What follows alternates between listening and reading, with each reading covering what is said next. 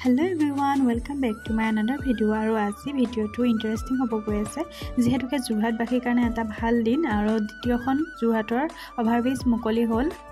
যেহেতুকে এই অভাৰব্ৰিজখন যেতিয়াৰ পৰা ষ্টাৰ্ট কৰিছিলে আৰু সেই দিনাখন পৰাই আমি দেখি আহিছোঁ কিমান কষ্টৰে 24 আৱাৰ্ছ কাম কৰি সকলোৱে কেনেকৈ বনাইছিলে বহুত কষ্ট কৰি লগতে আমাৰো বহুত কষ্ট হৈছিলে অহা যোৱা কৰা লগতে সকলোৰে কষ্ট হৈছিলে আৰু আজি ফাইনেলি এই কষ্ট সকলোৰে দূৰ হ'ল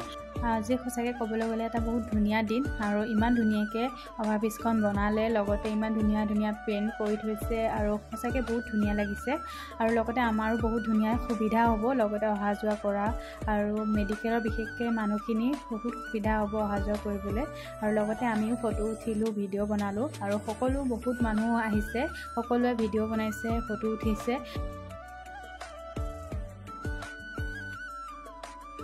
আৰু অভাৰব্ৰিজখনৰ পৰা যোৰহাট মেডিকেল কলেজখন ইমান ধুনীয়াকৈ দেখি থাকি চাওকচোন ইমান ধুনীয়া লাগিছে পৰিৱেশটো যিহেতুকে আজি ৰঙা কাৰ্পেট পাৰি থৈছে আৰু এনেদৰে সকলোৱে ভিডিঅ' আৰু ফটো তুলি আছে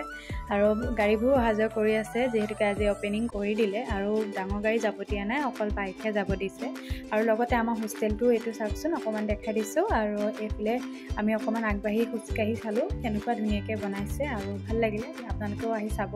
আজিলৈ ইমানেই আছিলে ভিডিঅ'টো লাইক শ্বেয়াৰ কৰিব আজিলৈ বাই